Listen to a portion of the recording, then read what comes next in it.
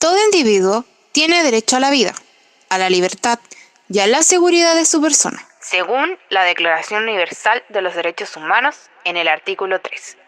A pesar de esto, muchos niños, niñas, mujeres, hombres y personas no binarias sufren de violencia en sus hogares. Este fenómeno se conoce como violencia intrafamiliar. Es regulada por la Ley 20.066 de la legislación chilena y la define como todo maltrato que afecte la vida o la integridad física o psíquica de quien tenga o haya tenido la calidad de cónyuge del ofensor o una relación de convivencia con él, o sea, pariente por consanguinidad o por afinidad en toda la línea recta o en la colateral hasta el tercer grado del ofensor o de su cónyuge o de su actual conviviente. También habrá violencia intrafamiliar cuando la conducta ocurre entre los padres de un hijo común o recaiga sobre persona menor de edad, adulto mayor o discapacitada que se encuentre bajo el cuidado o dependencia de cualquiera de los integrantes del grupo familiar.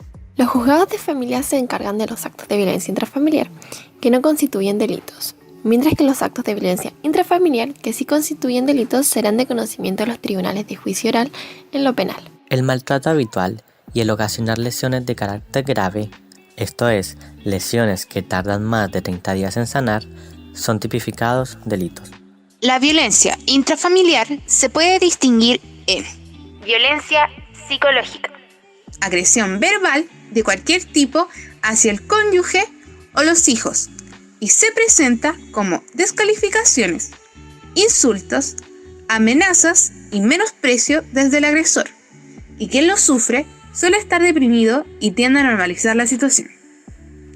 Por ejemplo, un estudiante víctima de violencia intrafamiliar baja su rendimiento académico y se aísla socialmente. Violencia física. Se presenta como el uso intencionado de la fuerza que daña la integridad corporal de la persona. El victimario utiliza la intimidación, trata de imponer su autoridad y manifiesta una actitud impulsiva, dando puñetazos, patadas que ocasionan lesiones como moretones y o fracturas en la víctima.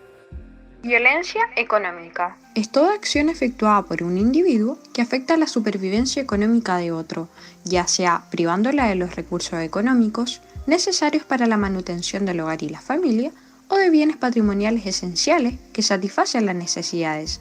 Se pretende aislar a la víctima de otras personas, generando un círculo de relación con el abusador. En estos casos, el agresor tiene toda la información económica y la utiliza para manipular a la víctima, que se encuentra en una situación de dependencia, siendo considerado como parte de violencia psicológica tanto la retención de dinero, el robo de dinero, así como restringir el uso de los recursos económicos, son ejemplos de abuso económico. Las personas víctimas de violencia intrafamiliar manifiestan trastornos emocionales tales como estrés postraumático, depresión, problemas psicosomáticos y trastornos de ansiedad. Asimismo, sentimientos de desesperanza, abandono y aislamiento social, lo cual interfiere gravemente en el funcionamiento cotidiano. En algunos casos, las víctimas presentan sentimiento de culpa por las situaciones de violencia que viven, consideran que su actuar es la razón y justificación para ser violentadas. La autoculpa, como también se conoce este fenómeno, es una respuesta de la víctima para poder agradar al victimario y a su vez es consecuencia de la manipulación y el chantaje emocional. El trabajo social en el ámbito sociojurídico permite el estudio general de diversos factores sociales y familiares vinculados al departamento judicial. La función investigadora del trabajador social frente a situaciones de violencia intrafamiliar es muy importante en los tribunales de familia, porque según la legislación, los trabajadores sociales tienen la facultad y el derecho legal de comprobar la situación social, económica y familiar de una persona, entregando información que abogados y jueces no pueden obtener. Todo esto mediante diagnósticos e informes sociales. Como trabajadores sociales, es relevante educar a las personas sobre el significado y el impacto social de la violencia intrafamiliar, derribando mitos acerca de esta, como por ejemplo que la violencia es solo aquella que genera daños físicos o que solamente la sufren las mujeres. De la misma forma, debemos enseñar e informar los derechos que tienen hombres, mujeres y niños. Destacar que la violencia en ninguna circunstancia se justifica, resaltando que las víctimas no tienen la culpa de lo sucedido. Además, debemos visibilizar cómo la sociedad normaliza situaciones de violencia en las relaciones familiares y argumentar por qué esto no debe ser así.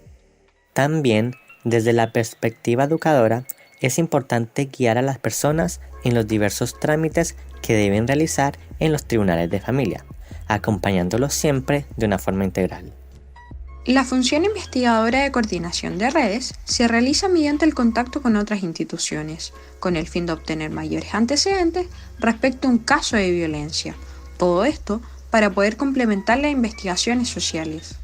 Esta función también establece contactos para derivar los casos que lo requieran, así hacer uso de instituciones de carácter estatal o privado para satisfacer las necesidades básicas y secundarias de las personas. Las principales instituciones con las que se generan redes de apoyo son el Servicio Nacional de la Mujer y Equidad de Género, las municipalidades, el Programa de Prevención Focalizada, el CENAME, entre otras. Este rol es importante porque los trabajadores sociales reciben una gran cantidad de usuarios en los tribunales y sin la ayuda de otras redes e instituciones les resultaría muy difícil el seguimiento de los casos y la atención individualizada de las problemáticas familiares y sociales.